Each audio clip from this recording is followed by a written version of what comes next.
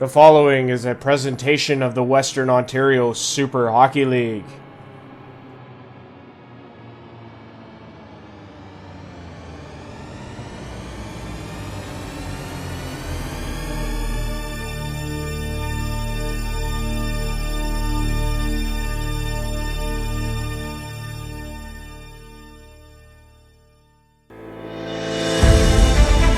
Ladies and gentlemen, Sleeman Breweries proudly presents the Western Ontario Super Hockey League podcast.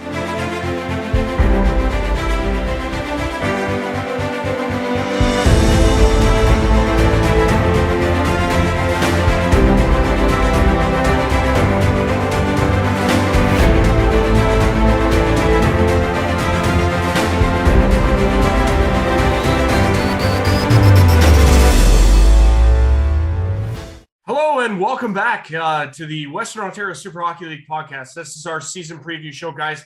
This is massive. It's Andrew Rogers, your host, back in this host seat. My God, this is so cool to be back here. Honestly, didn't know if it was going to happen, but here we are. You know what? It's unbelievable to be back, guys. Honestly, this is quite an honor for me.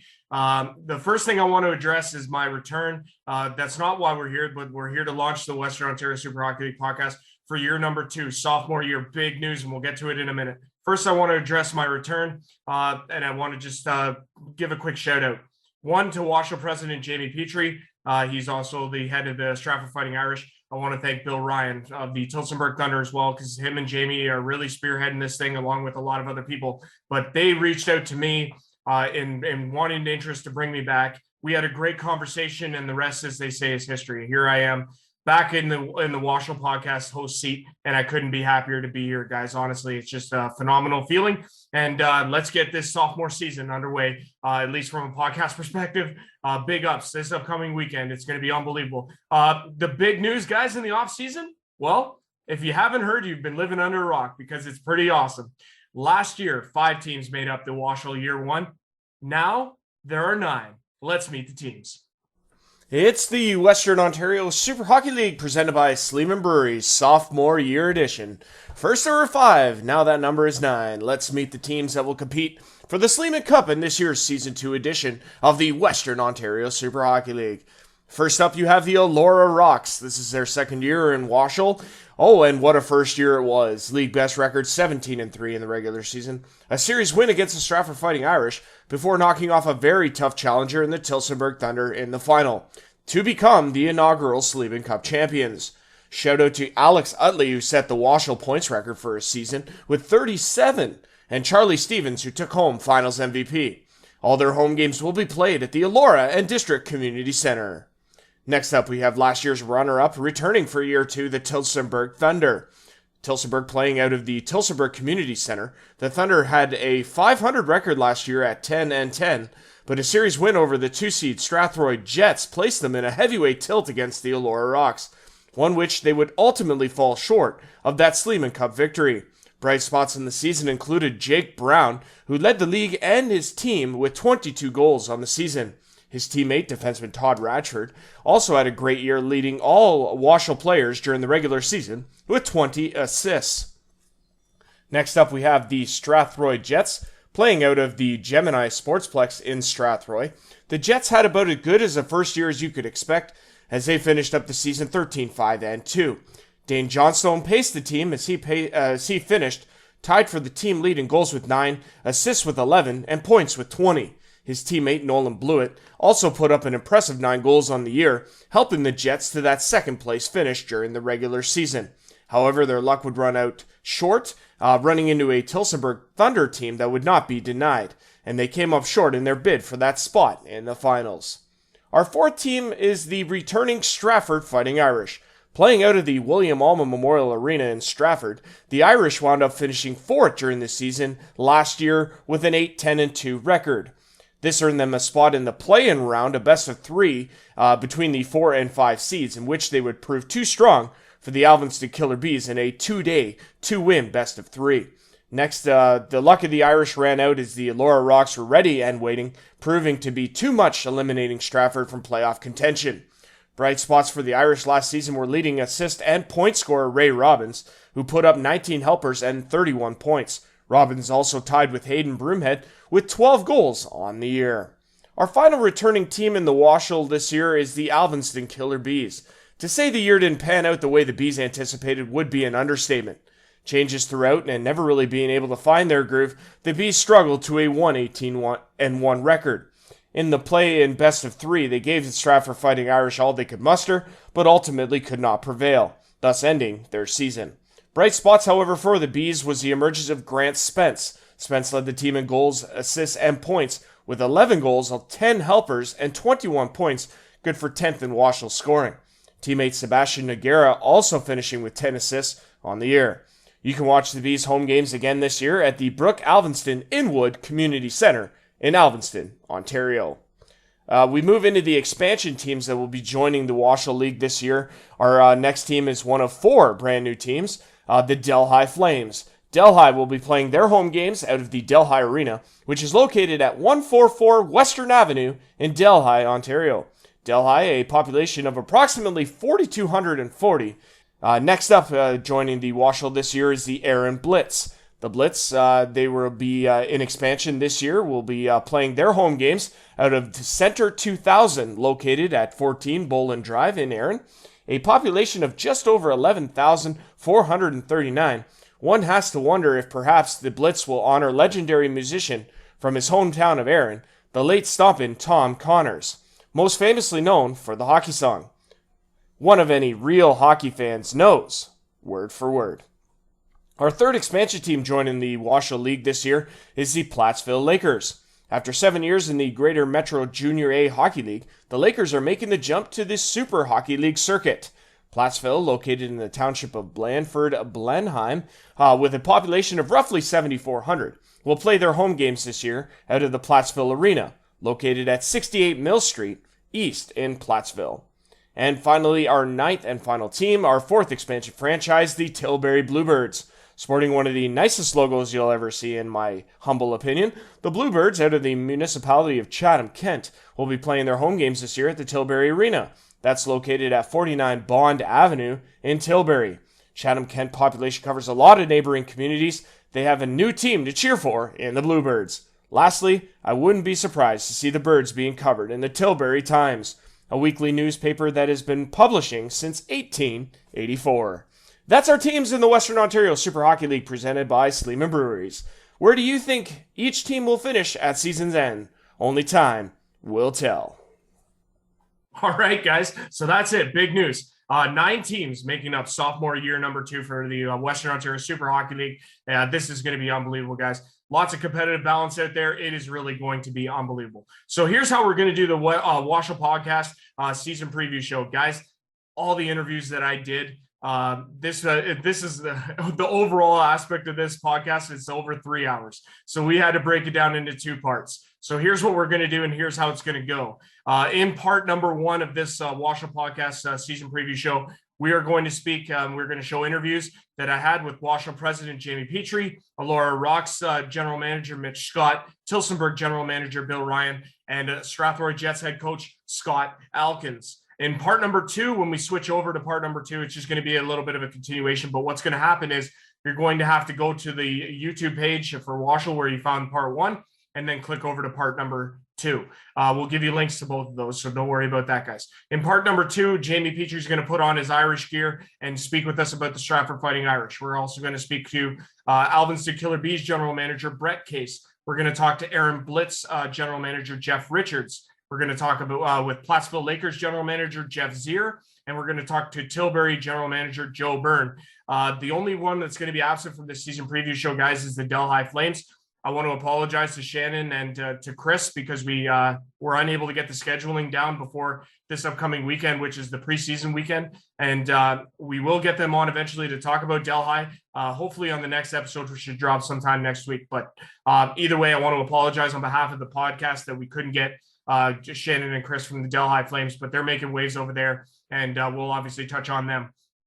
But yeah, guys, since I brought up this preseason weekend, that's where we start, guys. Bam. this Saturday, the WOSHL preseason starts, and it's going to be a doozy. There's a couple of really good games on the schedule. First up, we got the Alvinston Killer Bees and the Stratford Fighting Irish. 4 versus 5 last year in WOSHL playoffs. In the play-in round, they'll meet in the first exhibition game of WOSHL Year 2. Saturday, like I say, September 24th, 4:30 at the William Allman in Stratford, Ontario. The second preseason game takes place that night. It's a doubleheader weekend. Elora Rocks are into Tillsonburg to take a matchup against the Tillsonburg Thunder. That one goes to the Tillsonburg Community Center at 7:30. Big ups or things to note in that one, guys. The preseason there. It's the Tillsonburg Thunder's Rib Fest weekend, so that's going to be amazing. And it's also a rematch, obviously, in preseason action of last year's final, which was also unreal. The third and final preseason game will take place on Saturday, October the 1st. That goes at 4 o'clock at the Gemini Sportsplex, the new home of the Strathroy Jets. The Alvinston Killer Bees will be in town for that. So yeah, kind of weird here, a little bit strange. The last preseason game will take place of WOSHL Year 2 on the same weekend, the day after the Elora Rocks open up the regular season at home against the Aaron Blitz. Now let's get into that, guys. So we'll show you here the graphic for WOSHL opening weekend, and that is on Friday, September 30th. It's banner raising night. The Aaron Blitz, one of the new expansion teams, are going to be in Elora to take on the Elora Rocks at 8:30 at the Elora and District Community Center. I know they got a lot of things planned in Elora for that, so that'll be fun. And then we'll get to see 2 more expansion teams to go head-to-head to test their newfound muscle here in the WOSHL League, and that's the Delhi Flames into Tilbury to take on the Tilbury Bluebirds, who have one of the nicest logos I've ever seen in my entire life. No lie. That one goes at 7:30 on Saturday, October the 1st, and that is opening weekend in WOSHL Year number 2. But yeah, guys, let's. I just want to talk a little bit about WOSHL Year 1. We're going to talk to a lot of our guests, obviously, about last year and then this year, and transitions and all that stuff. It's really good stuff. Really good conversations throughout. We'll make sure, obviously, to note where and which the times are in the video for the different parts and the different interviews with different teams and that sort of thing. But we'll make sure it's all covered. But yeah, last year, guys, unbelievable season. Okay, Elora Rocks, kudos to you. WOSHL inaugural season champs, unbelievable. Great regular season, 17-3. And big ups, obviously, to the top scorers of the league last year. It was really an unbelievable show of talent. As you can see by the graphic here, Alex Huntley led all the leagues in scoring, 37 points for him. He was unbelievable for the Elora Rocks. You know what? Hey, make or break one great weekend against the Alvinston Killer Bees, and it could go the other way. But either way, nothing to discredit Alex Huntley. He had an unbelievable year, and he's got a lot of skill. And let's see what he does for an encore in year number 2. Jake Brown, second in league scoring. He also led the WOSHL League in goals with 22, so kudos to him. He finished runner-up at 34 points. Ray Robbins, unbelievable year for Stratford, 31 in the third spot there. Mention, obviously, to Todd Ratchford of the Tillsonburg Thunder. He finished with 7 goals, 20 assists for 27 points, led all WOSHL scorers in assists with 20, and he was obviously the top defenseman, just edging out Spencer McCormick of the Elora Rocks. So great year, but had by all. And as you can see in the top 10, a lot of great scores there, and we'll see what they can do for an encore in WOSHL inaugural WOSHL sophomore season, year number 2. And obviously, you know, guys, since I didn't get to do this at the end, obviously last year because I was absent, but what I want to do now is point out Raji's All-Stars, because that's a big deal for me. And you know what? Kudos to these guys, and I want to make sure they give them special recognition in all this, because it is really a big deal for me to be able to recognize the talent and give credit where credit is due. Big ups to Alex Utley, Jake Brown, Ray Robbins, the top 3 scorers, top 3 forwards, and great to see them on this Raji's All-Stars list. Mentioned already, Todd Ratchford, Spencer McCormick, on defense. Great. I mean, they deserve to be there. They had unbelievable years on the defensive course for their respective teams and into the finals and into the playoffs, that sort of thing. Great years had by them. Wanted to make sure they recognize that. Our top 2 goalies from the league last year, really, I mean, they you know, tough competition there, but Colin Dunn and Josh Diamond really stood way above the rest in terms of goalies in the league last year. Strathroy Jets goaltender Josh Diamond and Colin Dunn, who was most outstanding goalie in the WOSHL last year for the Elora Rocks. He had an unbelievable season. Even better dude in person if you ever get to meet him. But I want to give special recognition to a couple players. Dane Johnstone of the Strathroy Jets had an unbelievable year. Grant Spence of the Alvinston Killer Bees was unbelievable. Graham Brulata, the Stratford Fighting Irish, and Jesse Raymond, who really, he struggled in the early on, and he had an injury that he had to suffer through. Came back strong, led Tillsonburg in the playoffs, and really put on a show in the finals against Elora. So great, just a special recognition to Jesse Raymond of the Tillsonburg Thunder goaltender there. He had an unbelievable year as well. So yeah, guys, WOSHL Power Rankings. This one's kind of funny. I wanted to try and do this for the WOSHL podcast this year. Power rankings are important. Week after week, whenever we do a podcast, we'll keep updating them throughout the course of the season. Now, the rankings are based on last year and how they finished out. I give the Elora Rocks the top ranking, obviously, league champs, top record, win-loss, that sort of thing. Tillsonburg is the runner-up in the finals. They deserve power ranking number 2. You got the Strathroy Jets coming in at 3, Stratford coming in at 4, and the Alvinston Killer Bees at 5. By the note, I think Alvinston's going to be a lot better, just my honest opinion. They're going to have a great year, I think, and watch out for them. And then, obviously, you have our 4 expansion teams, Delhi, Erin, Plattsville, and Tilbury, that make up the rest of that power rankings. The only reason that they kind of go in that way, and it's alphabetical, of course, is because obviously they're joining as expansion teams. So it'll be interesting to see the movement throughout the course of the year. Hey, if you think, I want to know what you guys think in terms of where teams are going to end up, and maybe throw those in the comment section, or leave your comments on the social medias of different places. That it'd be really interesting to see kind of where you guys think it's going to end up. So let's check that out. Okay, guys, like I said, enough of this. This isn't about me. This isn't about my return. This is about the WOSHL return. And it wouldn't have happened, obviously, without a great, successful first year. And now we have 4 expansion teams joining the fray in year number 2. So, guys, the rest of this podcast is going to be solely dedicated to the interviews that I had with each of the representatives. We're going to dive right into it with part number 1 of this podcast and all of our guests. Our first one is going to be the WOSHL president, Jamie Petry, and we go to him now in that interview. There will be a little bit of a break at the end of the interview we have with Scott Elkins of the Strathroy Jets. We're going to take we're going to end the first part 1 of this podcast there, and then we're going to jump. The second part we'll pick up right where we left off with an interview with Stratford Fighting Irish's Jamie Petry. So different shirt, but he's obviously heading up the Stratford team, and we got a chance to talk about that. So he's going to lead up part 2, and then at the end of our interview with Joe Byrne from Tilbury, the Bluebirds, I'll do a quick little wrap on the podcast, and then that'll be the end of it. So sit back, enjoy, and take in a lot of this information because it's really good. The conversations I had with these individuals were fantastic. There's a lot of good stuff to be had there, and all I can say is enjoy and welcome back. It's WOSHL year number 2. I'm Andrew Rogers, your host, the WOSHL podcast, and let's go to our interview now with Jamie Petry, WOSHL president, here on the WOSHL podcast season preview show. Enjoy.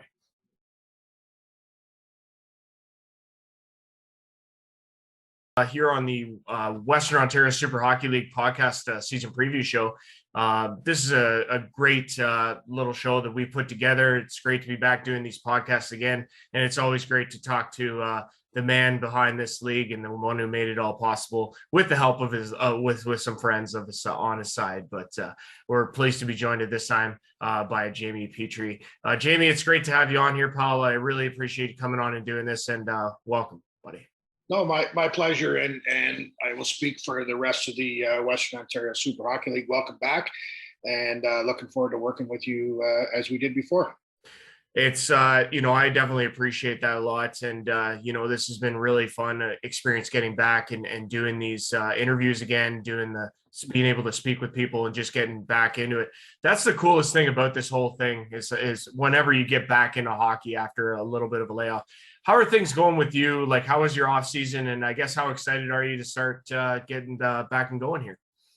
Oh, it's good. There's been a lot of work in the off season done by a few people, and we're excited to get going. We start September 30th with the banner being raised in Elora. So yeah, there's been a lot going on over the over the summer, which I'm sure we'll get into. But to say excited would be an understatement. It's hockey's in our blood in Canada, and we filter in a little bit of baseball and golf. But to me, when the weather gets a little crisp, you can smell hockey, and all the teams are from talking to them are ready to go and excited. Yeah, absolutely. You definitely feel like it's in the air, and it's just a great feeling when that time comes around. So yeah, needless to say, and it goes without saying, but I'll say it anyway. Year 1, big success for you guys. I was just hoping that maybe you could touch on some of the things that you thought were really stood out to you from a successful year one with all the challenges that you had to go through, obviously other leagues as well, but just highlight a few things from year one that stood out to you. Yeah, well, we'll take care of the elephant in the room right now, COVID, and it played an interesting factor. But as all leagues did, they powered through, and we worked out. And there were some games that obviously had to be canceled in January and stuff, but we did some stuff behind and reworked the schedule. And as we talked about before we got air, we crowned a champion. So as far as highlights would be that we had a successful year of regular season, and we had a real good playoffs, and we crowned a champion with the Elora Rocks. But there was lots of stuff there. Wearing the hat of the president and seeing a lot of players from the leagues, and also Bill Ryan and other guys. We've asked players, what do you think? What is your feelings? What's your evaluation? And the overall view was good, and they were excited. They liked the progression the league was going in. They felt safe. They like all the social media aspects, so they liked the crowds. The crowds were real good in our league, and overall it was a good vibe. Is there stuff that we worked on? Sure, there is. There's stuff that we're going to work on, or we have worked on over the season. But overall, I can't say enough about the 5 teams and the management team. Yeah, absolutely. I thought, 100% in the whole as a package, it was definitely successful. I mean, you got to tip your hat to the Elora Rocks. What a final it really was. Touch on that a little bit, because I know you paid a lot of attention and you were at some of the games. Elora versus Tillsonburg, what a final it was. Really could have gone either way, a goaler here or two, and you would have crowned a different champion. How impressed were you by the final between those two clubs? Yeah, it was real good. I was at all the games. Real good, tough to pinpoint any differences between the hockey club. Elora went on a great run in the regular season, and they took that into the playoffs, and it was real good. And as far as could have went either way. I would say December 15th in the league, you could make an argument that there was 4 teams that could have hoisted that cup, and right. So that's a good thing. But all things done, the playoffs were there, and Elora got the first Sleeman Cup, and they were well deserved for that. But it was exciting. The crowds were excited. Our online streaming, the numbers, the podcast, the 519 Sports who were covering it, the numbers were outstanding, and that's very encouraging, and it's reassuring. We can talk and boast our chests and say we're this, we say that, but the numbers speak for itself. The numbers speak for itself at the arenas, and they speak to the people that are watching us on social media. Right. No, absolutely. And like I say, the product on the ice was bar none. It was just fantastic to watch, and it was really enticing to be kind of encapsulated as to what was going on. It was just so intriguing. So yeah, like I say, kudos to year one. Was there anything that I guess surprised you, if you could look back on that and say, oh, I didn't know that was going to work out so well? Well, I would say what would be surprising is, and surprising, maybe a stretch, but encouraging, and we had 22 teams reach out to us after Christmas that wanted to join our league of various degrees of interest. Sure. Did we think that was going to happen at 22? No. So that's been encouraging. The people that see our vision and like the product. So that has pole vaulted us into whole different areas, and so that's again, surprise would be a stretch, but a great few months of taking phone calls and interest about our league. Yeah, I mean, you got to be doing something right if you're getting that kind of interest, especially in year one. So let's talk about year two. I mean, first there was 5, now there's 9. You had 4 teams in expansion this year that you've added. I mean, that's going to open up a world of possibilities. It has every opportunity for new rivalries to be built. Competitive balance is a term I've thrown around a lot with this. How excited are you about this expansion process and what it means for year two?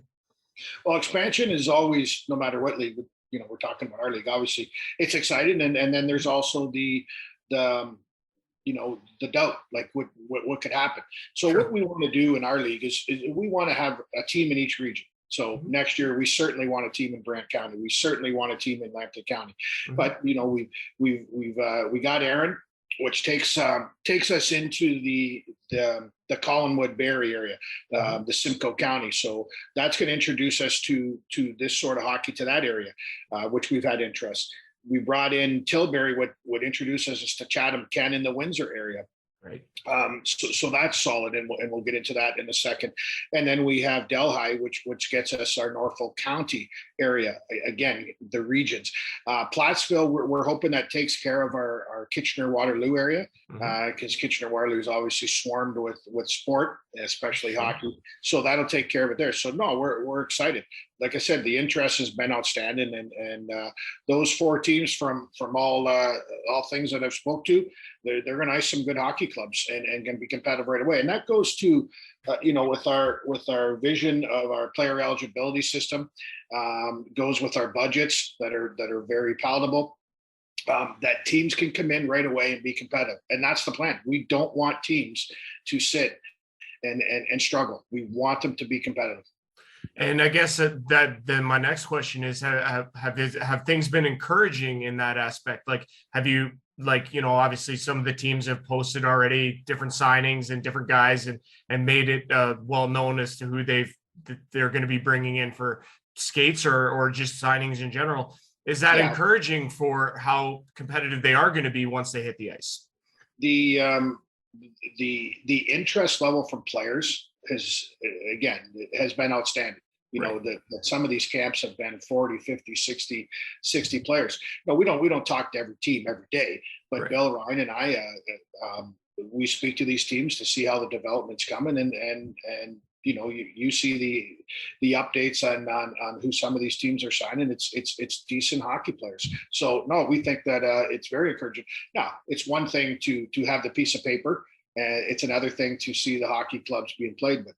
But all indications are all 4 teams will ice very competitive hockey clubs, and we're excited. And the other thing too that all 4 teams are doing is the stuff off the ice, music festivals and ticket drive runs and participation with their local town or city. Like it really has been a son, and that's part of the mandate to get into our league. And they've taken it and run with it and did their own stuff. So that's been equally as encouraging. We've talked about this, you and I, from day one. We don't want to just be a hockey game. Anyone can put a hockey game on. We want to be more, and those 4 teams have embraced that idea, and that equally for me personally, I'm interested in that, and I'm encouraged it and excited about it. Yeah, that was a huge thing. Obviously, I've talked about a lot with the other people that I've interviewed is community involvement and stressing how important that is.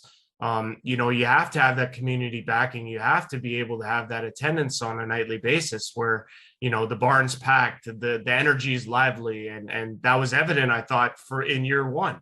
And obviously to have the 4 new teams come in and buy into that is equally as important. It is. And in those 4 new towns, cities, they've never had this age group before. So that's encouraging. Junior hockey is wonderful. I played it, you played it, it's awesome, and we love it, and we still go watch it. But in Ontario, it's also saturated in a lot of areas. So this age group has opened up a lot of doors, and people who haven't seen this caliber of hockey, say last year and coming in this year, it is the biggest secret in Ontario. Right. Bar none, with in as far as entertainment for hockey. So that's taken off, and they've been able to pole vault that into their campaigns, and the towns are rallying behind that. I've seen some of the season ticket drives from them, and it's very encouraging, as I say. Okay, now let's play a little predictor here, if you will. I mean, without getting into too much detail necessarily, like of the teams from last year, do you expect much to change, like between those 2 teams? Like, do you expect teams to be better? Like, do you expect Stratford to be better, Alvinston to be better? Is it kind of gonna, how's that? How do you think that'll go? And not only the same question for the expansion teams. How do you think they're going to fit in with the 5 existing teams already? Yeah, well, I think I've elaborated enough on the 4 expansion teams. I think they will be competitive right off the bat. Tilbury, for an example, are in a huge population down Windsor Chatham way, and they're the only team. So Yeah. they are the only team down there. I think they will ice a very good hockey club. They have it all right there. And the interest I know has been outstanding. As far as the 5 returning teams, I don't think much will change with the 4 up top, but the big change will be with Elviston. Yeah. They did a wonderful job. I've seen some of their signings, but again, they were starting to make the change last year at Christmas time and so on and so forth, and with their management and change in their kind of their philosophy. Right. They did a great job off the ice. So they have some really good ideas, and then they picked up some good hockey players. So I will see them. Listen, this isn't thanks tips. They're going to be better. They're going to be better for sure. We'll see them this Saturday in Stratford, and no, I'm very encouraged for them. I can't say enough about what they did in the off season. Now, will it translate into more wins? It will. It 100% it's going to translate into wins, but they're, it's a small little town, but they seem to be grabbing the attention in that area. So kudos to them. That would, I think, long-winded. The difference between the 5 teams that are returning would be them for sure. Yeah. No, I would agree on that. I just wanted your take on that because I agree with that assessment. I think they will definitely be the team to watch in terms of improvement and just to see how far that does go. Hopefully they have a good year. I'm obviously, all stoked up about competitive balance too, because I do want to see games be close. And speaking with Bill Ryan, he said, what he'd love to see is every single night, any given team can win that night. That's what he wants to see eventually. And Bill and I have talked about this many times. Obviously, Bill and I wear a couple of different hats, but what you want as a hockey club, you want to go into every game thinking you have a chance to win. Of course. And that's all we can ask for. The 5-4 games, 7-6 games, 4-3, those are great for the league. And they're great for the fans. And the other is great for the players. No one wants to win 10-1.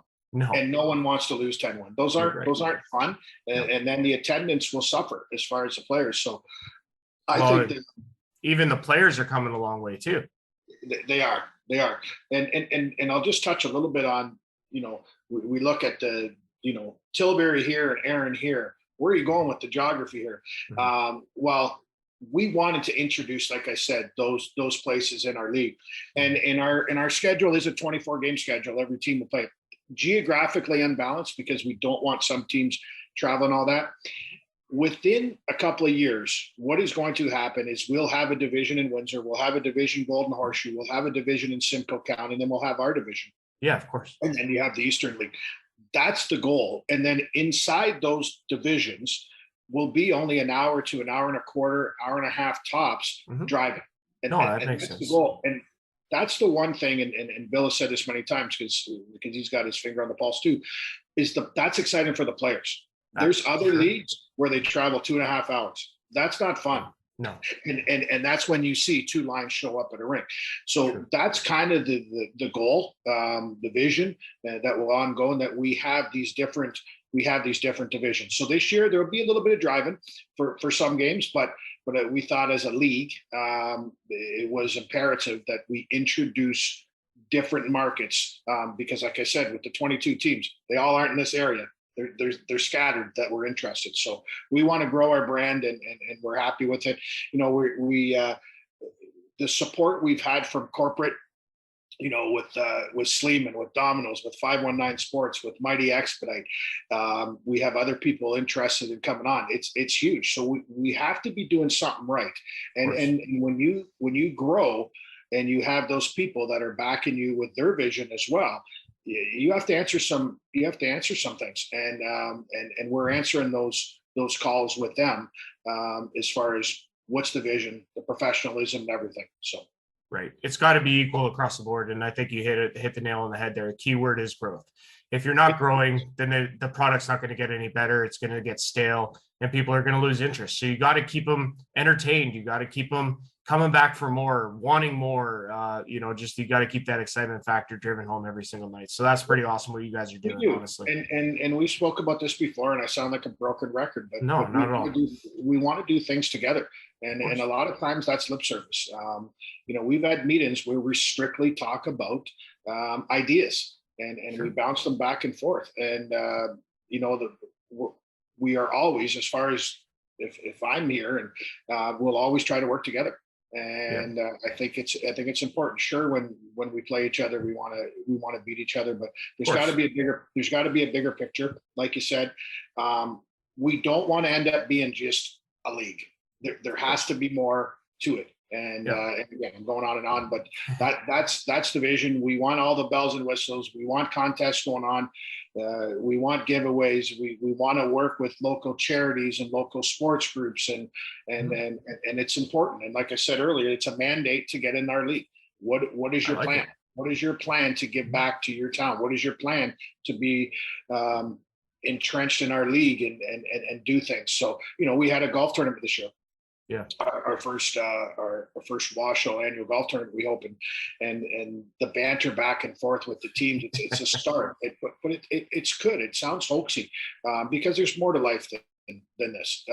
But we hope that it's an outlet for the people that are involved, and again, back to the numbers of people watching us on streaming and social media and at the rink.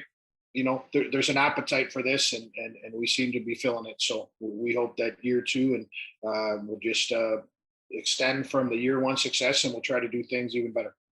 That's perfect. That's awesome. And you know what? The signs are so encouraging, and you guys have really done a phenomenal job. One of the big hot topic issues, and we talked about this before we came on, that you wanted to speak about was the referees. There was a lot of talk about that, different things with, the referees. Do you want to just touch on that a little bit, just to fill in those who may not know? Yeah, I can. And before I get into that, because he's a big part of this, one of the things about growing as a league is bringing in people and bringing in good people. So we made a decision near the end of the year. It was actually in the playoffs. There was many discussions Bill and I had is bringing in hockey people. There's one thing to bring in business people, and we've tried to bring in some of those, but we needed someone to tackle some of the game day situations, with Bill and I both with teams. We didn't want the narrative that it's a Stratford league or Tilsonburg league. Sure. And that's, we know that's not the truth, but we brought in Bob Langdon. Bob Langdon, a former NHL referee, and he's did many different leagues, OHA, OHL, East Coast League and everything. And he's ran some leagues. So we brought Bob in, and he's been outstanding. So Bob's wearing a few hats too, as we all do, but Bob's going to oversee the referees. He's going to oversee our hockey ops, and that's suspensions, and that's helped with scheduling, and it's everything. So what happened with the referees, and it's been a thing for the last 20 some years, is there's a difference between being involved in Hockey Canada and outlaw. We are not outlaw. We are not an outlaw league. We are independent, much different. And I've said this before. I think there's well-spent money to franchises like McDonald's and Tim Hortons. I get it. You pay franchise fees. The days of paying hundreds and thousands of dollars into other corporations that are called sanctioned, I think are over. And maybe I'm off on this, but we are an independent league that has, everybody has insurance. Referees, your timekeepers, everyone is fully insured. We are fully limited. Everything is on the books, so we're independent. And this thing about referees and where they get a little scared and some stuff, they can't do this, can't do that. What I'll say is we had many discussions with different levels of hockey, and we're excited that we are going forward, and our referees some of them will be in from other leagues as well. Everything's been taken care of on that end. And yes, it was a hot button, and Bob did a great job of rallying the troops and getting to the ground strokes of it. We want to give them a great opportunity to make some money, have fun, stay in the game, and also pole vault into other areas. There's referees in our league last year that are now in the OHL. Oh, wow, that's great. So it is good. So I'm kind of all over the place on this, but the Hockey Canada and our league, we are happy with the steps that were made, and we're going to go forward. And we have a great fleet of officials, and I believe we're at around 55. That's amazing. Officials. Yeah, it is, and a lot of that I will nod my head to Bob for that, and we look forward to growing, and we do things a little bit different on our end too. Our officials do not pay to come in our league. Right. They don't pay. We pay for their insurance. We pay more than other leagues. They are supplied with beverages and food after the games. We want to take care of them. We don't want the division of officials here and here. So again, I'm long-winded as well, but again, we're happy with the steps that were made with our officials, and we're pumped for the upcoming season. Well, good. And that's just it, right? Credit where credit is due. I think that's a huge deal. So yeah, big weekend in WOSHL this weekend with your exhibition schedule here. You got 2 exhibition games coming up this weekend. Alvinston in Stratford to take on the Irish at 4:30. And then in Tillsonburg, it's Elora and Tillsonburg Thunder at 7:30. And again, that exhibition is so crucial to these teams that are going to be playing these exhibition games to get teed up for the season. And then, season starts for real. Like how exciting is that to be able to say that we are that close to the start of the regular season in year 2? Yeah, some people think summers are long, but when it seems like when August hits, it's done. Summer's done. So yeah, it's good. Some teams are still probably looking at prospective players. Sure. And so you get a chance to see those, but it's a teaser. It's a teaser for the fans. It's to get back on the bike, and it's exciting. It's to get the crinks out on game day. How to your game day staff and everything for the 2 teams that are hosted. So it's exciting. It's just we're right around the corner to September 30th, and Elora having a great night and celebrating their year. So it's happening, buddy. It's happening. Exhibition out of the way, and let's get going and roll up our sleeves and get lots of podcasts from you, and then let's get rocking. Excellent. We've been speaking with the WOSHL president, Jamie Petry. Jamie, it's been a pleasure. We appreciate you coming on and doing this from a league perspective, and we'll touch base again for the Irish. We really appreciate your time, pal. Thanks so much. Thanks, Raji, and again, welcome back.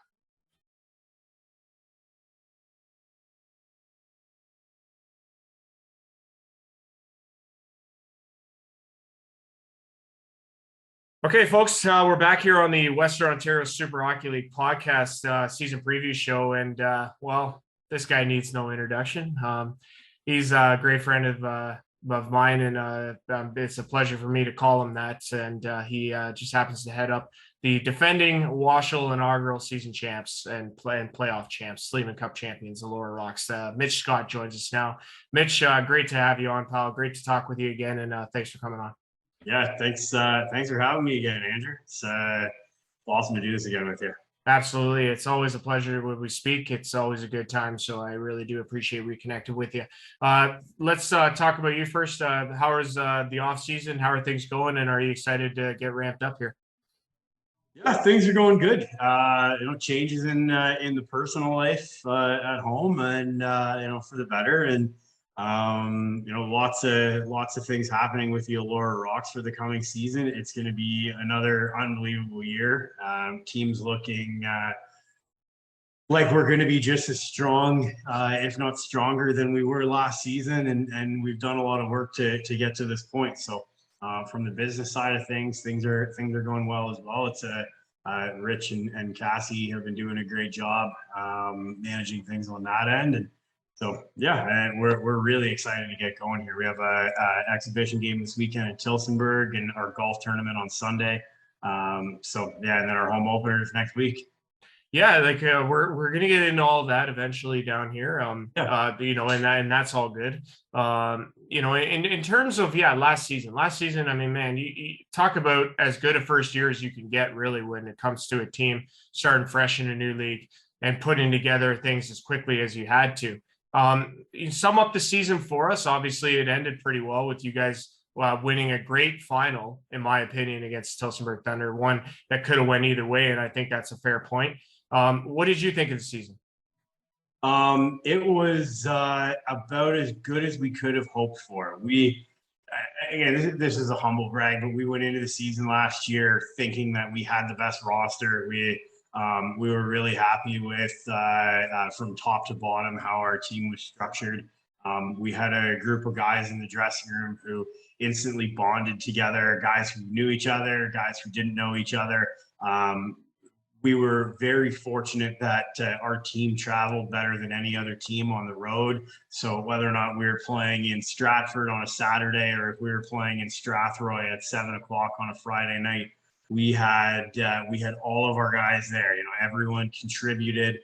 It was awesome to see on any given night the differences in who would contribute in a game. And it was just from top to bottom, every single guy was an integral part of our championship last year. We built a team that was full of great characters. We wanted to build it with players who were leaders both on and off the ice. And we've said this a number of times, we tried to build the team around professionals. We have guys who are real estate agents. We have multiple police officers on the team last year, firefighters, insurance brokers, financial advisors, you name it, entrepreneurs, guys. We just had guys from sort of all walks of life outside of the rink, family guys. And I really think that that's important with our team. Everyone felt like they were a part of it in some way or another, both on and off the ice. We wanted everyone's input on things, and we were open and honest with everyone from the beginning about where the team stood financially and everything. So we really tried to make it not just a community team for the players, but a whole community team for the town of Elora and Center Wellington as well. So we couldn't have asked for a better season last year. Yeah, and I mean, obviously everything kind of clicked into place. I mean, again, it could just go either way with that. I mean, just very easily you could have gone the other way with it. But having the team come together, commitment's a big thing on terms of team success. I know that's been said multiple times. If guys buy in, then chances are you're going to see it on the ice as well. And I think all across the board, like you said, on any given night, it was somebody stepping up and somebody being huge. Alex Huntley was just unbelievable. Having watched him play quite a few times last year, he's just so dynamic and he's able to make things happen. Like, it's obviously got to be impressive for you behind the bench to watch a player like that on the ice. Yeah, it's great having us on our team because it makes things a little bit easier. He was unbelievable when Luke Baleshta was there, and when we had him with Baleshta and Sean Pickering, like that line just.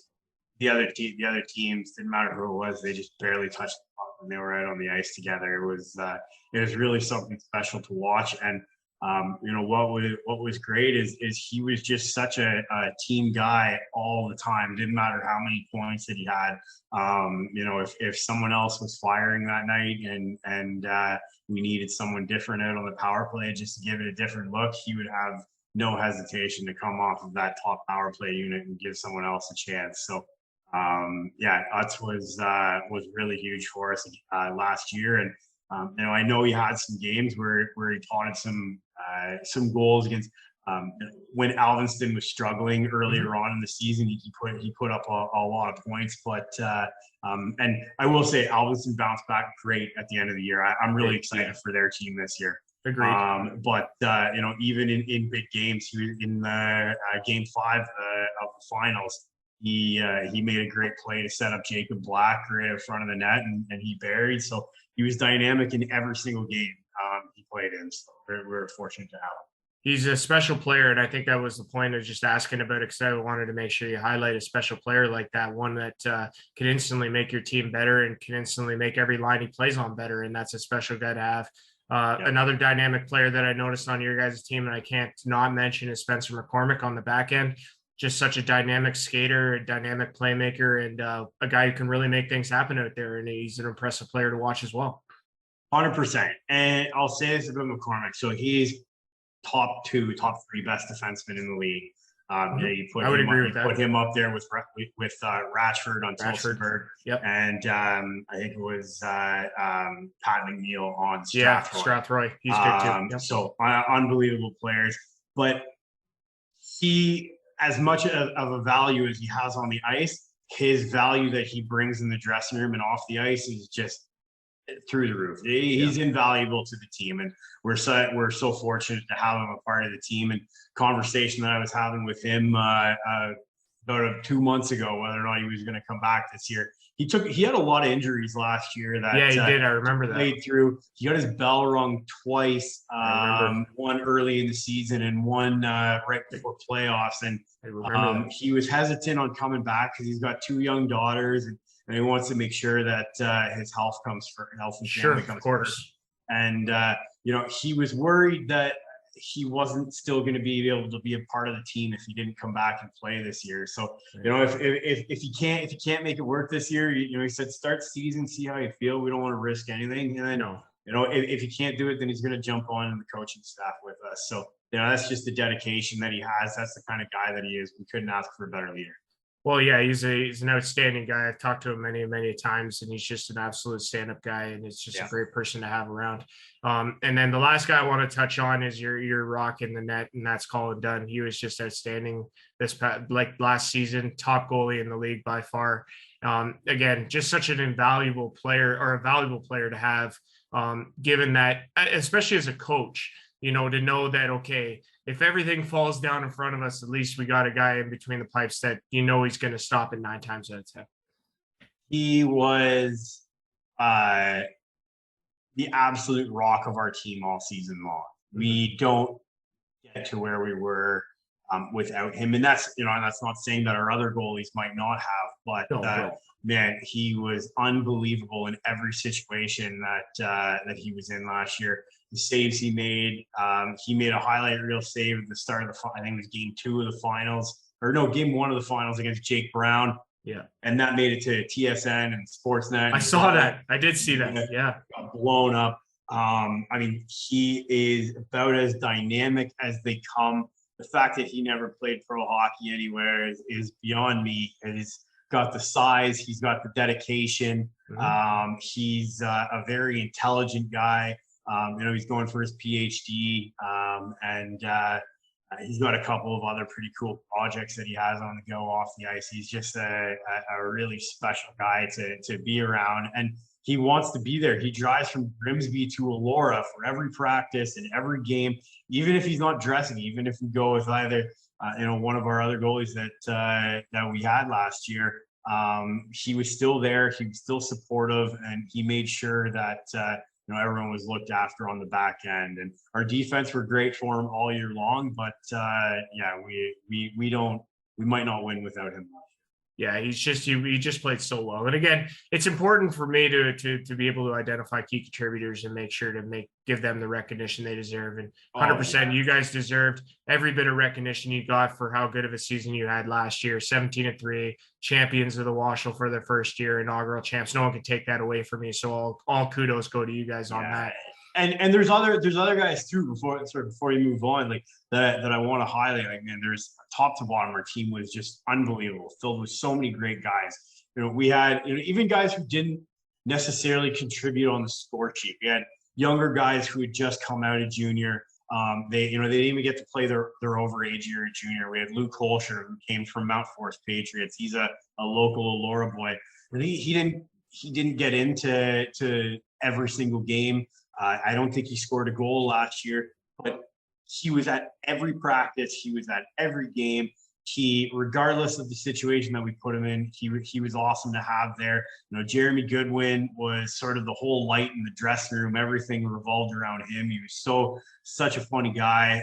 You had guys like Chad Heron and Yanni Skaropoulos, who played in every single position for us last year. He switched back and forth from forward to D so many times. We had great leaders throughout the whole team, and guys who we didn't expect to really, I shouldn't say to impress us, but guys we thought were more depth players. And we had Mark Hamilton, who was a healthy scratch with a sort of a bottom feeder senior team in the other league. The year before, came out of nowhere, and I said to him at the start of the season, if you score 5 goals, I don't care this year. All I need you to do is play defense, and that's what he did. He gave us absolutely everything, and he was one of the most important players in the finals for us. So we had so many guys like that.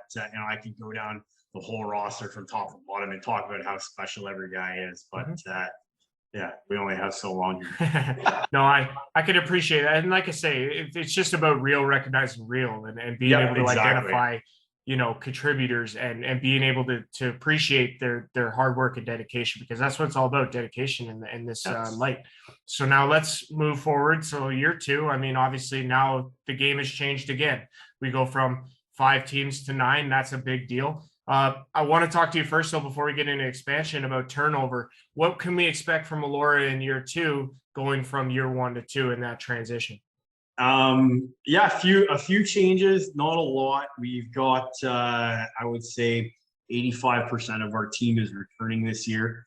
We have 5 guys who won't be back this season, unfortunately. But it's for the better for them. Brad Crisco, I'm excited that he's going to get a great opportunity to play more in Stratford. He was a depth guy for us who really played his heart out for us every single game. So, I wish Crisco all the best. He's a great guy too. Great guy. Yeah, he is a great human being. And then we don't have Clayton Holscher coming back this year, which leaves a big leadership role for us. But Clayton got on with the OPP last year, so he's living in Goderich this year, and that's a big commute to get to Elora. So, and then we got to give kudos to Trevor Lord and Andrew Whalen, who have both signed down in the Federal League. So they really wanted to try to make that step. And then Jacob Black, who was another one of our young kids fresh out of junior. He's down NCAA in Morrisville. So where Mike Giacometti and Steve Dole, who are both on our team, they played their college hockey. So gotcha. Good for them. It was great that we were able to graduate some players to that next level. No, and like I say, the thing that I've always held high praise for your team and your players, because they are outstanding guys. They've always treated me with a bunch of respect, and I can only appreciate that. So, again, all the best to those guys that you mentioned. Big holes to fill, no question, but confident your group will bounce back with that. Go ahead. I was just to say we're excited about some of the guys that we're bringing in too. When we were recruiting, it's one thing to try to go after those 4-point players who play in the East Coast League or the American League and everything. And we love having Charlie on our team. He brings so much to us. But we really wanted to try to keep a balanced lineup from top to bottom. Our line 1 through line 4 on any given night are so even this year, like maybe even more so than last year. We've got a lot of forward depth, and we have some defensive depth as well this year. We had a ton of injuries, a ton of, I shouldn't say a ton of suspensions, but guys do get suspended. Guys miss games for work and family stuff. And so we realized last year where we needed to make some improvements this year. So, even filling some of the holes that we did, we still brought in a couple of additional guys, but a couple key add-ons that we have. We have Blake Hembrough coming in. He's actually driving from Markham to the games. He played pro in Spain last year, a few other guys that we're bringing in that are really gonna help us out a lot. Blaze Bridges, who lives in Elora, actually worked with Rich Wigmore.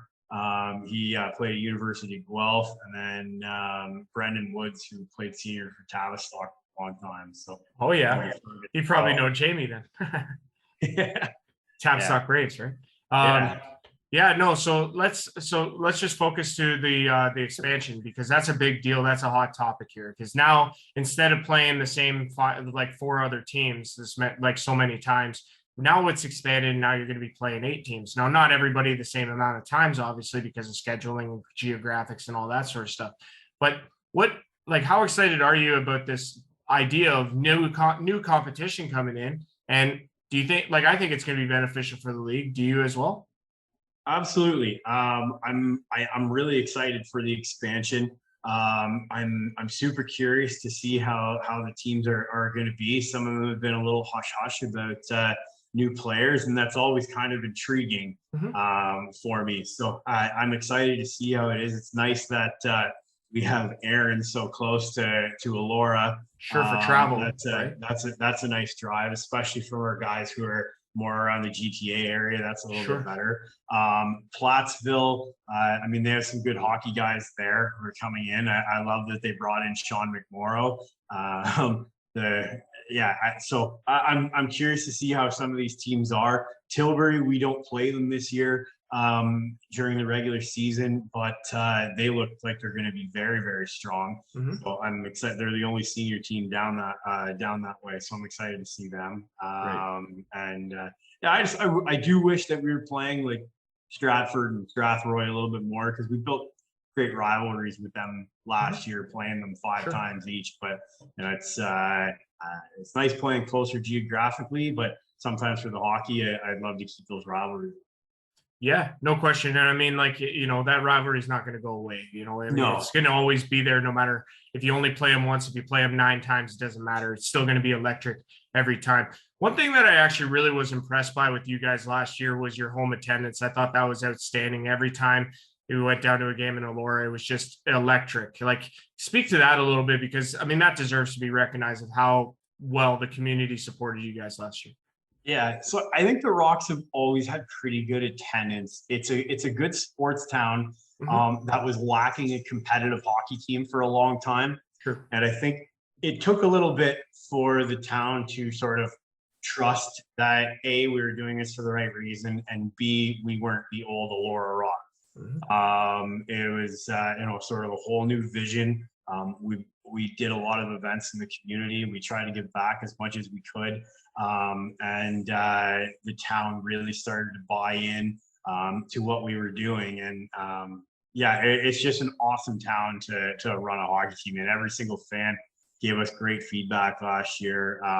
Some positive, some negative stuff that we needed to work on too. And that's not a bad thing at all. It allows us to make sure that our game presentation is better for the fans who are paying money to come out. But the Elora Mohawks lacrosse team get unbelievable attendance. Like, they fill that barn during the summertime. So we hope we can get up to those numbers this year, and we'd love to see as many fans out as possible. But yeah, I mean, I can't complain. We had 350 people in there, 400 people on average during this a COVID-ridden season, when you didn't know how many people we were going to have on night tonight. So. Absolutely. Hey, growth's important, eh, Mitch? Yeah. Well, growth's important. Okay, so yeah, let's just talk about quickly a couple things coming up here. Your first exhibition game, it comes up. It's in Tillsonburg this Saturday at 7:30. Ribfest weekend in Tillsonburg as well. So make sure to fill up on that. Bill will love that I brought this up now. But yeah, so you guys play Tillsonburg. Big game Saturday, 7:30, Tillsonburg. Now you guys open the season then against the Aaron Blitz on Friday, September 30th. Banner raising night. Do you want to talk about that? Yeah, we're still trying to finalize a couple details of the celebration before we do it. It's going to be an exciting night. It's going to be a great party before and after the game. So for us, we want to showcase to the town that we're still committed to running a team that was equally as good, if not better, than we were last year. And that's going to start with our banner raising presentation, where the banner just got finished today. So perfect. Right on. It's probably done by starting lineups, right? No, just joking. Yeah. So guys, for us this Saturday, September 24th, 7:30, Elora Rocks in Tillsonburg to play the Tillsonburg Thunder exhibition, and Aaron Blitz versus the Elora Rocks Friday, September 30th at 8:30 in the season opening game, banner raising night. Mitch, last question to you. I know you're a hockey guy and you've been around this game for a long time, senior circuit, different circuits. You've played, you've coached, you've been on the administrative side. What keeps you coming back, man? Why do you love it so much? It's a great question. I'll be open about this because it helps me too. Last year personally was one of the worst years of my life. I went through a lot of things, and there was a lot of changes. And then there was a couple of real positives that came out of last year. But one of the big things was on Fridays I would drive to Elora.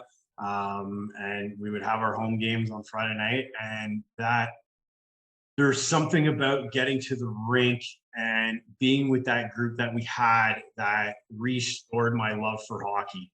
I'll never forget the date, December 19th. It was right before Christmas. We were playing in Strathroy, and we had Mike Giacometti and Matteo Condota were working downtown Toronto, and we had a 7:00 game in Strathroy, and they had to leave early. And I left Collingwood at almost 2:00 so that I could make it to the game. And we had all of our guys show up, even though some guys were late, and they put on the best show of the year. And I had gotten some news that day that sort of put me a little over the edge, and our guys came out and played their ass off that night. And from that point on, my love was restored with the game of hockey from there on, mainly because of that team. And I got real emotional in the dressing room afterwards. Every single guy came up and embraced me, and that's what keeps me coming back. My family are like, why are you driving an hour and a half to go run a senior hockey team? And if we didn't have the group of guys that we did, and Rich wasn't a part of it, and Brock West, Cassie, and the great group that we have, I wouldn't do it. But it's the team that brings me coming back, and it's gonna keep me coming back for the rest of the year. So who knows what the future holds, but that's why I'm doing it. Well, buddy, we're excited that you're a part of it. We're excited to have you as part of this league, and I'm a big fan of yours. You know that already. But we've been talking with Mitch Scott, member of the Allura Rocks, and a big key contributor there. And we're excited to see what you got for year two, buddy. So we'll talk throughout the course of the season. All right. Take care of yourself, and thanks for doing this. And hey, I'm pumped that you're here too. Eh? You're a big part of the WOSHL. I appreciate that.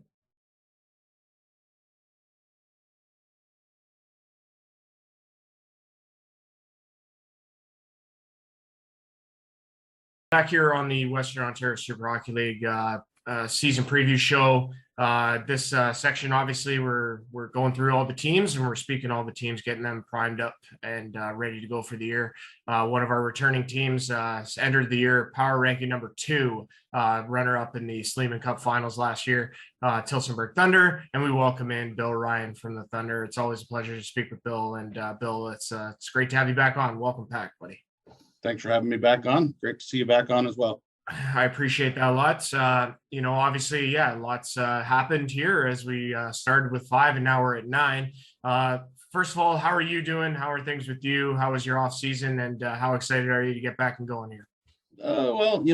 With being involved in the administration of the league, there really hasn't been an off season for myself and a few others, but no, summer was good. Got to do some traveling, seeing a bit of the world, seeing a bit of the provinces, and then get back at the hockey thing in August, and things are moving along well.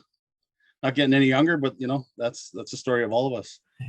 You got that right. Some days you just feel like you're 25, 30 years more than you actually are, but that's right. It's just take what you can get. I want to talk expansion first, because obviously you had a little bit of a hand to play in this process. Take us through kind of how that all came about. I mean, you don't have to go into a bunch of detail, but just, I guess, how it came along, because jumping to 9 teams, that's a big jump. Sure. And actually, I don't know if you've had an interview with Jamie, or you're going to interview Jamie in a little while. We could have probably had 15 teams this season if we really pushed hard. We had a successful first season. People liked what we were doing. They reached out to us.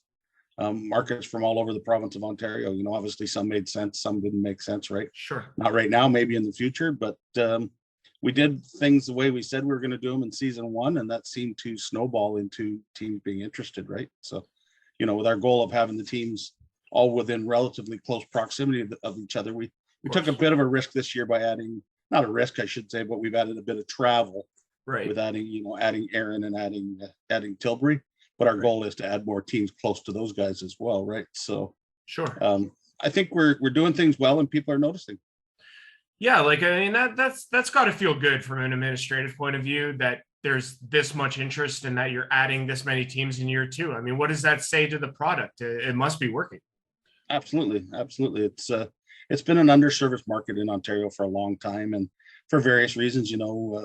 Whether it's teams being run as semi-professional teams, or teams being run as professional teams or amateur teams, the different rules in the different leagues have kind of made it tough for organizations to operate. And I think we've kind of tried to simplify that system and say, hey, any market can compete if you set up the product on the ice and the rules even, so that all the teams are playing by the same even playing field, right? So, Of course.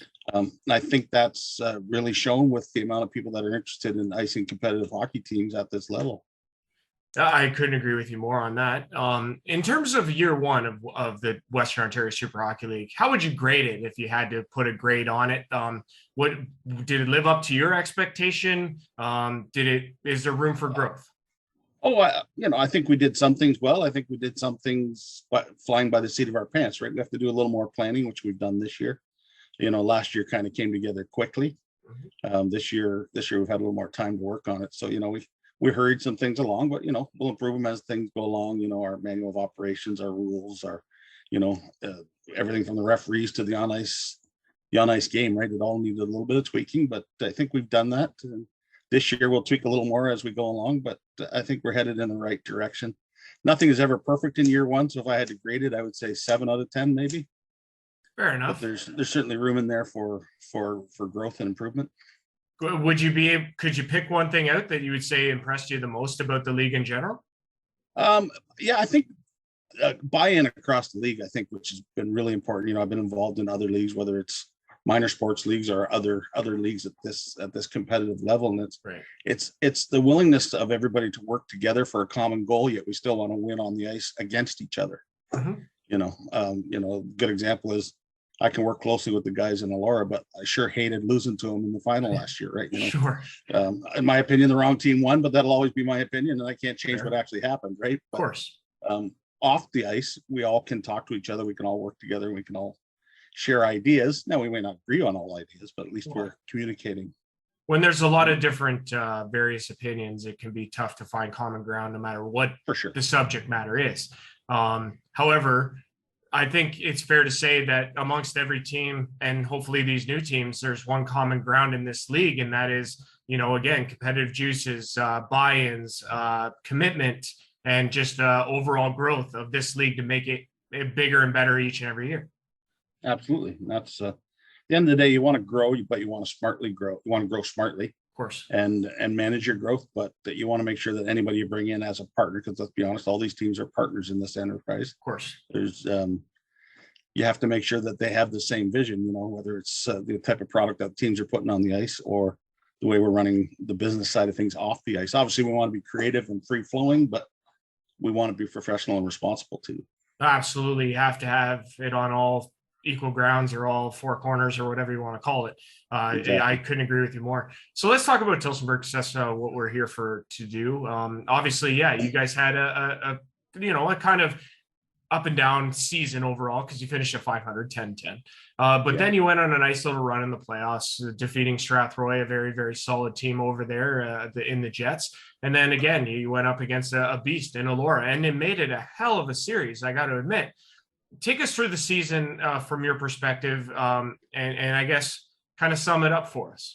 We had an excellent team out of the gate. Problem we had last year was, and I don't want to make excuses, but our regular season record, we were hit with an injury bug pretty bad all year long. I think we used five different goaltenders. We had our number one goalie out from, I don't know, maybe 2 or 3 weeks into the season till after Christmas. Different forwards and defensemen coming in and out with injuries all year. So I guess I am making excuses for our regular season record, but I knew we had a club that if we can get everybody healthy and back together at the end of the season, we would make a run. And a couple things go a little differently in the final. I think we're sitting with a different champion, but that was probably some of the best hockey I've seen at this level in a long time. Those two teams in the final. So yeah, like I've said before, nothing to be ashamed of for either team. No, of course, and I really do think it came down to a shot or goal either way, and it's a whole nother story. I believe every game was a 1-goal game, which is unbelievable considering, right? Like Elora put up some ridiculous numbers, and we both know this. This is nothing, we're not saying anything that no one already knows. But I guess, what does that speak to your team, the resilience to be able to put on a show against a very tough competitor? Oh, absolutely. I think, like I said, the team we designed to have for the season didn't work out for the season, but it worked out okay for the playoffs. Right. I think line for line, the teams matched up very well. On the back end, the top 6 on both teams were very, very good. Both goaltenders played phenomenally. I wouldn't fault a goalie in any of the games. No. It came to really, it was home ice advantage. Once they beat us at home on the Friday, that was on the Saturday and won the whole thing. That was the only home victory, right? So absolutely. Us blowing a 2-1 lead on the Friday where we could have beat them at home would have changed the whole course of the series, right? It's so funny how that works out. And like, I think that's what makes this league so great. And I think that would be the one thing moving forward is having that can't miss. Any team could beat any team on any given night if you show up that night, right? Absolutely. I would love to have 9 teams that you never know who's going to win when you're getting into the building. Boy, that would be exciting for sure. So again, we go back to the Thunder now. Last year, you guys had a couple of really outstanding players put on some superb performances. Let's start with Jake Brown. He was unbelievable, led the league in scoring with 22 goals, 34 points. He was outstanding. How good is he? Jake, he's a phenomenal finisher. If he gets the puck and he gets around the net, it's typically going in. Right. With the right line mates, he's always going to finish well.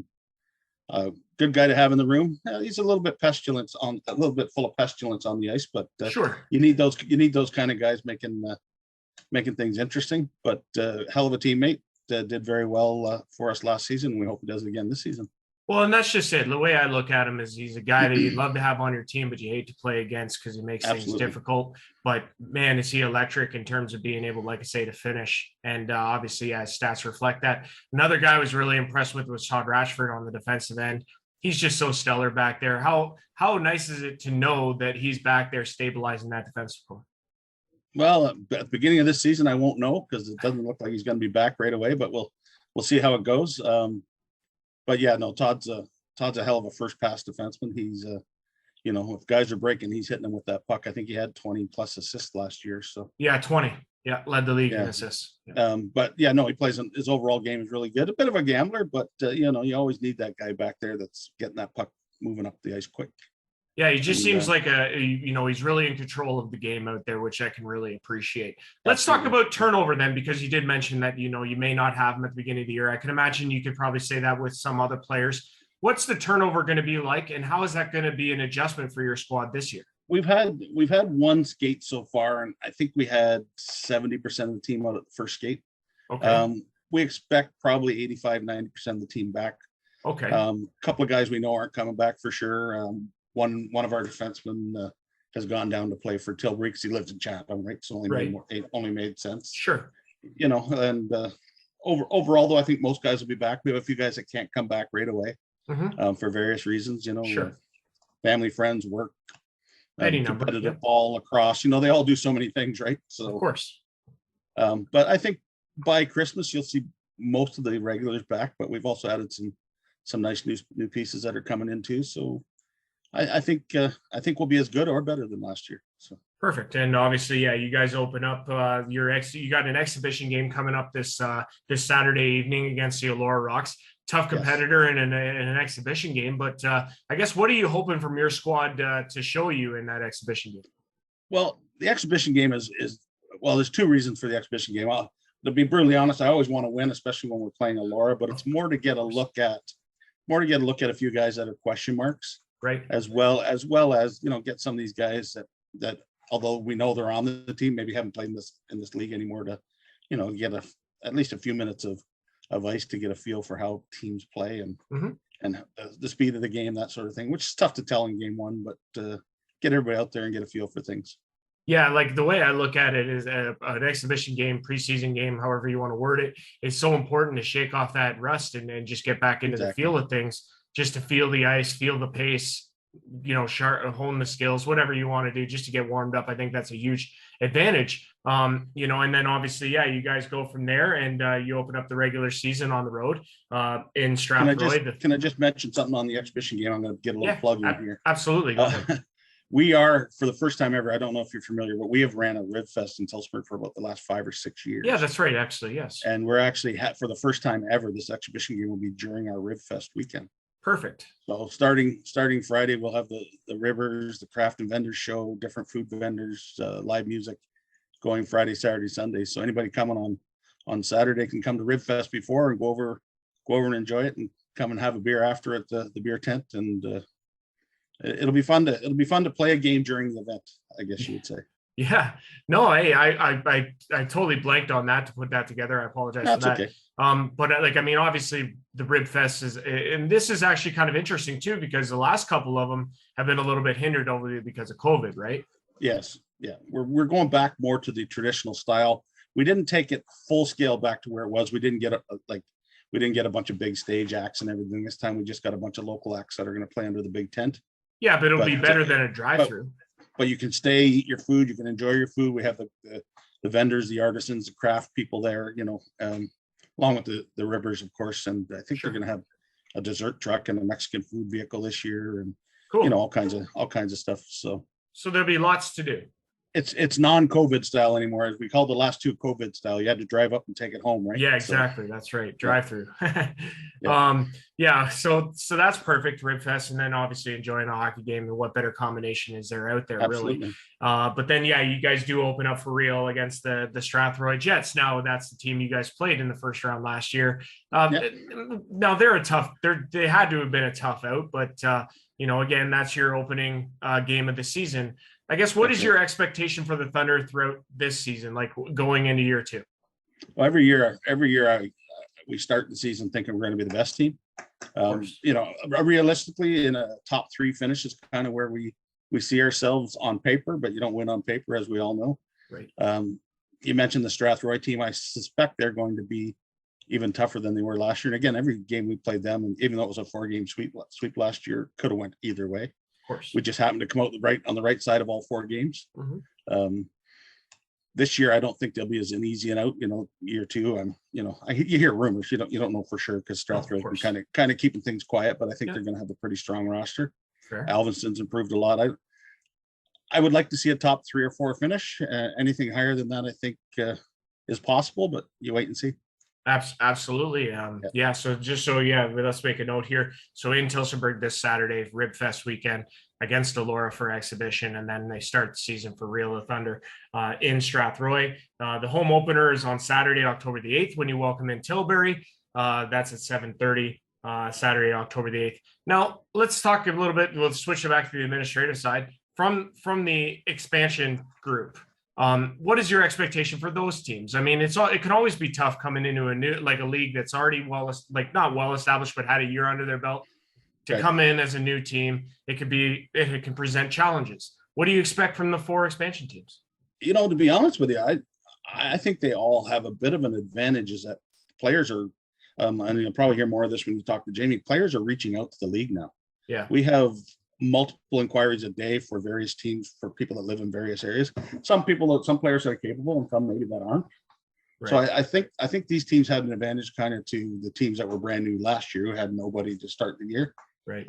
But a team like Tilbury and Erin, for example, where they're on the edge of the league, there's a lot of hockey players that aren't exposed to this league yet. So if they're doing a good job of recruiting and and getting out and pounding the pavement, talking to the local beer league, finding the top players, they have an opportunity to be very good out of the gate. Mm-hmm. Looking at some of their signings, I think they'll be competitive teams. I haven't heard a lot out of Delhi, but I know they've been skating a lot, so I'm sure they'll put together a decent product on the ice. So, you always have that one team that's going to be the weakest. Who it's going to be this year, I couldn't tell you. Well, that's just it. And even just at a glance, going off of paper, I think it'd be really tough to determine. I think there's going to be a lot of movement throughout the year. I think it'll be a big competitive balance. I think there's also something to be said, Bill, and maybe you can echo this statement.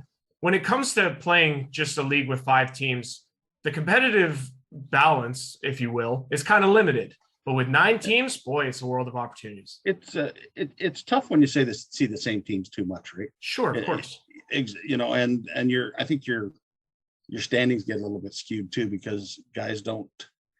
How do I say it? At this level, the commitment level is there, but sometimes guys are quite busy, right? So they may take game number, the 5th time they played, they played Elora this year, they may take that game off, right? Right. To handle a family thing or whatever. I don't think you'll see much of that this year, because there's going to be a freshness. You're not going to see the same foes all the time. Now the schedule's a little bit unbalanced. We tried to do that to reduce travel. Sure. But you're still going to see, a bunch of different opponents, which I think that's great for everybody. It keeps you guessing, keeps you wondering what you're going to see that night. Well, absolutely. And it really drives home that fresh aspect of things. Exactly. My last question to you, Bill, before I let you go here. like you've been around this game for a very, very long time. You know, a lot of different hats, obviously, and you got your hands in a lot of different whatever areas. Yeah. What is it about this game that keeps you coming back? Like, what do you love about this game so much? Well, I'm a competitive person by nature, so I like being around the competitiveness of it all. Um, Obviously, you know, even when I was in shape and able to play 30 plus years ago, I wasn't that good. So I was a plug at best, right? But I still like the dressing room. I like being around the guys. I like the family and community stuff as well. You know, I'm a strong member of the town here at Tillsburg. I believe in everything we do in town, right? So I do it for the community. I do it for, you know, the guys in the room to me are friends, family, whatever you want to call them. Once they become part of the team, they're part of the extended family. Sure. But I love the game as well, so I like to be around the game, and I like the game at the most competitive level without going to the greedy professional level. No offense, I like the NHL on TV and all, but I don't think I'd ever see myself involved in that kind of a game because of the politics and the dollars and cents of it all. So, yeah. No, I get that. I like the amateur / you know, former professional kind of level. You know, and the building a team to me is also a challenge, and it's when I relish.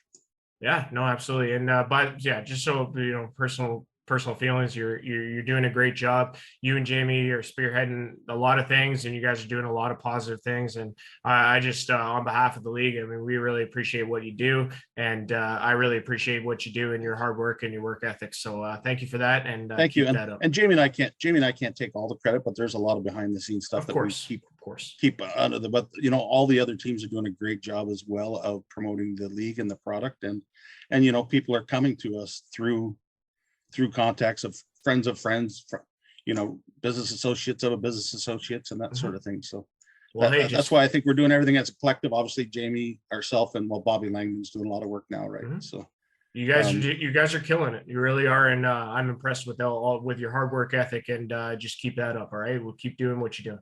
Thanks very much, Andrew. All right, Tillsonburg Thunder this weekend against the Elora Rocks on Saturday, Ribfest weekend. Make sure to check that out, and then they open the season for real on Friday, October the 7th in Strathroy against the Strathroy Jets. Bill Ryan joined us from the Tillsonburg Thunder. Thanks, Bill. Appreciate it. Have a great night.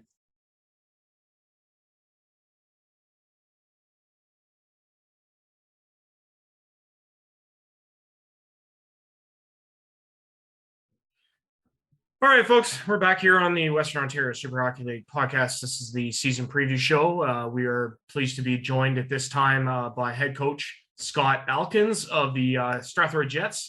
Scott, welcome back to the podcast, pal. It's great to see you, and it's great to have you back on. Thanks, Andrew. It's good to be back. Good to have you back. Hey, thank you very much. I really appreciate that. First question I want to ask you is how you been? How was the off season? And how excited are you to get back and going here? Well, I think I can speak for everybody. I think we're all pretty excited. The off season was good. We skated in the summer once a week from July through August. Nothing too serious, just basically scrimmages and stuff like that. But yeah, we won exhibition game this year against Alveston coming up, and then regular season October 7th. So we're hoping to get patiently waiting and hoping to get going soon. Yeah, no doubt. And obviously, yeah, the family's well. Everybody's doing okay. Yeah, everybody's good. Everybody in the Jets family's doing well. Awesome. Yeah, we're all back for another exciting year. Right on. Okay, perfect. Let's talk about last year then. You know, you guys had a great regular season, about as good as any first year, like, you know, team coming into a new league, you know, having to establish, bringing in new players and having to bring them together quickly. You guys went 13-5-2, very impressive in the regular season. You know, ultimately the playoff round against Tillsonburg didn't go the way I'm sure you had hoped. No. Sum up the season for us, if you could, Scott. Season was a lot of fun. Obviously we learned a lot about senior hockey, never being involved. Some of the guys in Tillsburg, I talked to them, learned a lot from those guys. But yeah, it was a lot of fun, a lot of success, and the regular season was good. The COVID break was really tough.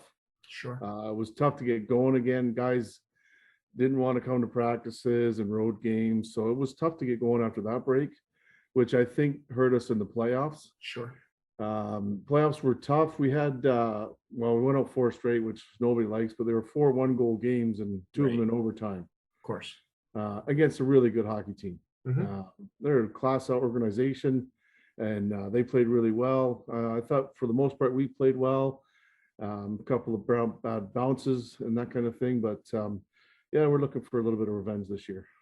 Yeah, no doubt. And like, obviously there's a lot more competition. We'll get to that in a little bit. Yeah. But that's the thing and speaking with Tilsonburg too, like, they go to the finals, a couple breaks go their way, and they're the champs and not Elora. So, I mean, there's got to be something to be said about taking the Thunder to the limit, given that they turned around and took the Rocks to the limit. I mean, that really speaks to your team. I mean, you had to be impressed. Yeah, we were pretty happy with it. Other than like 4-1 goal games, it was really tough to swallow that way. It's sure. I know it's almost harder to lose that way than it is to get blown right out. Fair point. More of a heartbreak, right? But the boys played well. I know they gave it everything they had, and that's all you can really ask for at the end of the day. So a lot of the guys are back for next year. Again, learned a lot. I guess one of the things you could say about that playoff series is it wasn't the same Tilsonburg team we played all year. Of course. Because I think we correct me if I'm wrong, but I think we took all the games against Tilsonburg until the playoffs. Right. And then playoffs is when the full rosters show up, right? And yeah, it's a new season. Everybody plays with a little more edge and attitude. And sure. Yeah, it was a great series. We were proud of it. Weren't happy with it, but yeah. Yeah, so let's talk about. I guess we could talk about turnover. I mean, is there a lot of is there going to be a lot of changes for Strathroy this upcoming season from year 1 to 2? No, not a whole lot of changes. We lost Mikey Rose, got an apprenticeship for a millwright in Toronto, so he's gone. He's going to try to make a few games, right? But the younger fellows are growing up, I guess you could say, and sure, right. So a career for him is good. We got a couple of new faces, but generally it's about the same team. Okay. And do you think that'll make it easier in going from 1 to 2 now that you've got a full season under your belts? Year 2, you gotta grow, right? Yeah, yeah, we were pretty happy with our roster. We focus a lot on our local talent. Like 90% of our team is from Strathroy, which you can see that it brings out the crowds in our home games, which is what we really wanted to focus on. But we did learn from last season about how to manage rosters and that kind of thing. So we're making a few changes that way. Right. And we are changing rinks. We're moving from the old arena in Strathroy to the Gemini. Yeah. So we'll be on the bigger ice surface, which we're hoping is going to help our guys. We're a pretty skilled team, puck possession team, and some of the guys didn't like the small barn so much. It was no room to move. Right. Tough to play in, but the bigger ice should help us, and the bigger facility for some other functions as well. Of course. Yeah, no, that's great. I mean, I love coming out to Strathroy for games last year. It was a heck of an environment. What a barn, and what a there's a lot of electricity. You could feel it. So we'll see. Yeah, it's going to be a challenge to kind of duplicate that atmosphere again, but we're hoping for some good things. Like you said, you got to change and grow. So absolutely, this is going to help us change and grow in a few directions. So. Well, that's great, Scott. I'm glad to hear that. Let's talk about I want to talk about some players last year that really impressed me. Dane Johnstone was outstanding for you guys last year. He's just such an electric player whenever he's out there on the ice. Led your team in assists and points as well as goals, tied with Nolan. Speak to him a little bit. How impressive was it to be able to coach him and watch him play? Yeah, Dane is an excellent hockey player. Works hard both ways on the rink. He's even better in the dressing room. He's just a pleasure to be around. Always has a smile. Shows up to every function. Practices games, off ice functions with the team. And to coach him was an honor. I thought I could put him in any role with any line mates. He never complained. Was happy, and he just worked hard. And he produced for us, obviously. Yeah, like I say, he's an electric player, and he's a great addition. I think he's just a great staple on your team, and I'm hoping that for big things for him in year 2. Another guy I was really impressed with, and obviously one of the top guys there was your goaltender, Josh Diamond. I thought he was outstanding as well. Can you speak to how impressive he was for you guys? Yeah, he was our rock. He played most of our games, if not 99% of them. Right. Yeah, he's back again. He spent the summer out west, I believe, working at a golf course. So he's back and raring to go, and doubt. he's in good shape. And yeah, he's a good kid, quiet, goes about his business. Right. Like goalies, kind of, you don't mess with them too much, but No. always smiling. He's good with the guys in the room, and he stops pucks. Yeah, anytime I've talked to him, great personality, just a great dude, and a great person in general. Huge piece of our team. No, absolutely. It's great to have guys like that, and I think they really do speak to the success of a team. Let's talk about that for year two, obviously, because you had a great first year. What do you do to duplicate that, if not make it better in year two, Scott? Oh boy. Well, we're looking more towards the end of the season instead of the start of the season, as in instead of trying to go win every hockey game, we're going to try to grow and be ready for the playoffs instead of being fast out of the gate and then first round exit. So that we're hoping for that this year a little bit more of a patient, mature approach, I guess you could say. Mm-hmm. Like I said, instead of trying to win every game, we will try to win every game, but we're looking long term instead of right in front of us. So we, like I said before, we'll schedule some guys and different roster approaches and that kind of thing, and have a successful year that way.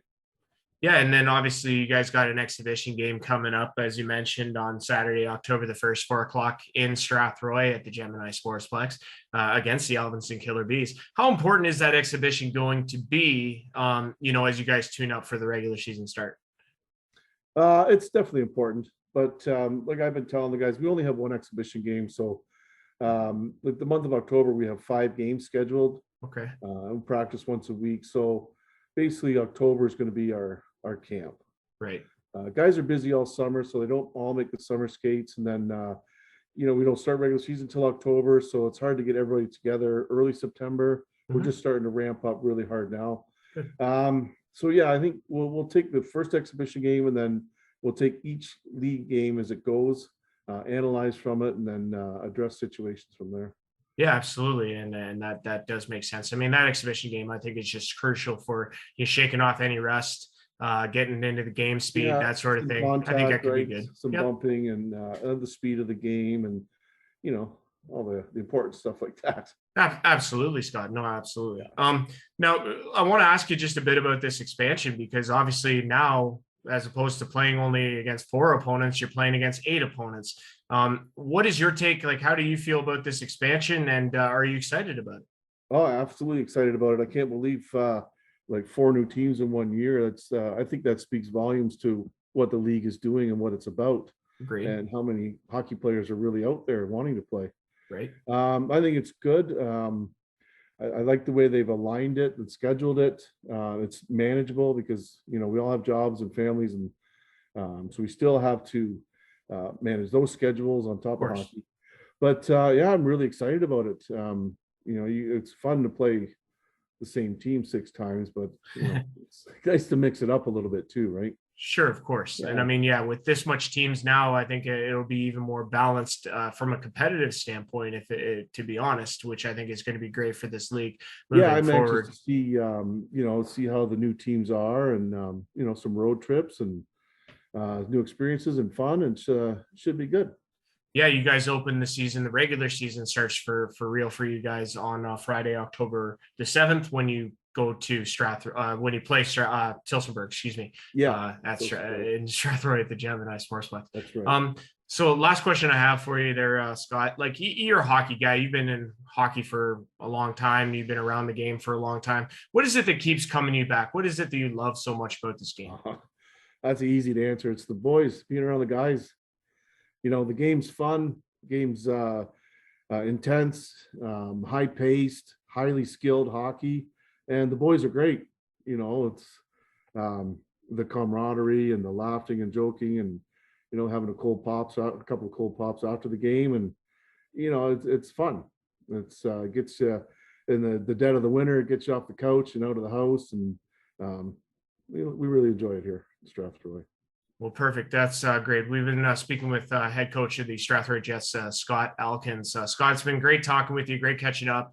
I know we'll do this again throughout the course of the season, and I'm really excited to see where the Jets shake out in year 2 of this Western Ontario Hockey League season. Thank you so much for coming on and doing this with us, and we really appreciate it.